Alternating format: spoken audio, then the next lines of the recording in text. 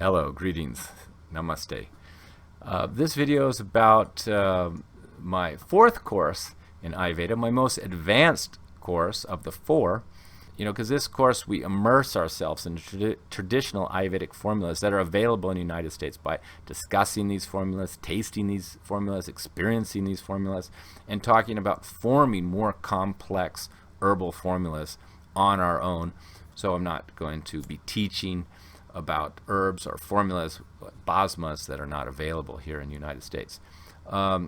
So there are requirements for this course to have good, strong fundamentals of Ayurveda, good diagnostic skills, and already pretty much be in basic practice to some degree in treating people with food. So this Ahari Chikitsa, using food as medicine, you should already be doing this to some degree, at least with your friends, your family, and your associates, and following it yourself. Because this course, we're only talking about herbal pharmacology, forming more advanced herbal formulas and the principles of doing that, and also using traditional Ayurvedic formulas. So this is the main course, main subject of this course. It's 200 hours of training, 150 hours of pre-reading before the course. The textbook, that is not the whole textbook, but a majority of the textbook, we will let you know which pages and chapters need to be studied. But the textbook we're using is Volume 3, called General Principles in Management and Treatment by Vasant Lad. And we'll do 30 hours of training in group form in India, and 20 hours you'll do of individual study during this intensive 8-day course.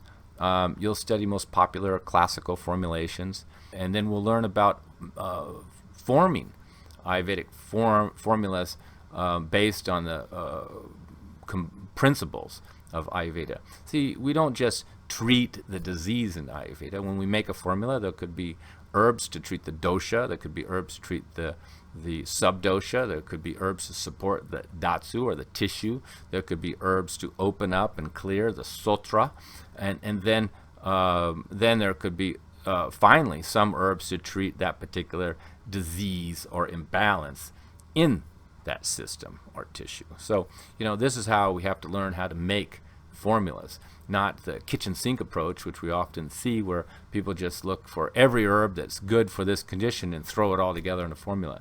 Because even you're treating a serious health condition, there always has to be some of the herbs that are balancing the dosha, some of the herbs that are supporting agni, some of the herbs that are supporting the elimination, and some of the herbs that are supporting the system or the tissue which is involved. And only part of the formula is addressing the particular imbalance or disease. And so this is very important to learn. And of course we'll be learning how to make these formulas based on the 50 herbs that you should have studied and mastered in the previous course. So in the beginning we'll review these 50 herbs quickly, make sure everybody's up to date on these 50 herbs. So that's part of the pre-reading, is to review the 50 herbs that we're using. And then we'll, the beginning of the course, we understand the Ayurvedic principles of pharmacology. We're covering why use formulas instead of single herbs. Understanding, like I just mentioned, herbs for the dosha, herbs for the disease, herbs for the tissue, herbs for the related system, and how to, balance these out, and percentages of the herbs. 5 basic forms of formulation, dosage forms, 10 types of administering the herbal medicine, and different carriers or anupanas. So not only do you have to know the formula, you have to know when to take it, before meals, after meals, between meals, little doses throughout the meals, big doses with a lot of water, before bedtime, first thing in the morning. There's all different times to take these herbs. And then we also have to know what to put the herb in, whether we're putting it in hot water, we're putting a little lemon in it, we're putting it in with some aloe vera, whether we're putting it in coconut water or fruit juice. There's many different, or cumin, coriander, tea. There's many different anupanus, so carriers, to make sure the herbs go to the right system and tissue in the body that we want to treat. So this is very important, because even if you have the right herbs and the right formula, if you don't deliver it and take it in the right way, then it may not be effective. So this is very important. And then we'll be looking at traditional Ayurvedic formulas in India. It's not just powders or churnas, but we'll be looking at ghrithams or ghee-based formulas, rishtas, which are like fermented tonics, and each day we'll do a few. So we don't do them all at the end, but each day we study maybe 5 or 6 different traditional Ayurvedic formulas, which I'll purchase and bring to the class. We can all try them, taste them, talk about them, and discuss how they're used. So I'll teach you about different herbs to address all the sub-doshas, for vata, prana, vayu, adana vayu, pana vayu, samana vayu, vana vayu, and pitta, kapha, and we'll learn how to treat manda agni, tikshna agni, vishama agni, sama agni, using both formulas and traditional formulas.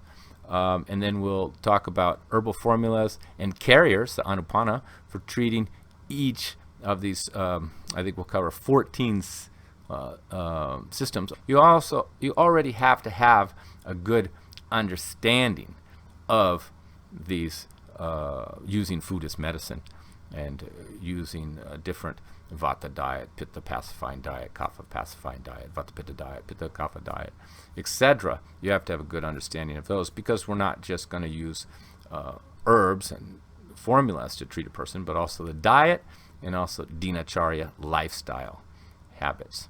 Okay, and we'll also be taking a little trip to an Ayurvedic company called Vaidya Ratnam, a leader in providing Ayurvedic herbal formulas, a very old company, and we'll visit their Ayurvedic museum, their Ayurvedic hospital, and their herb garden there on the last day.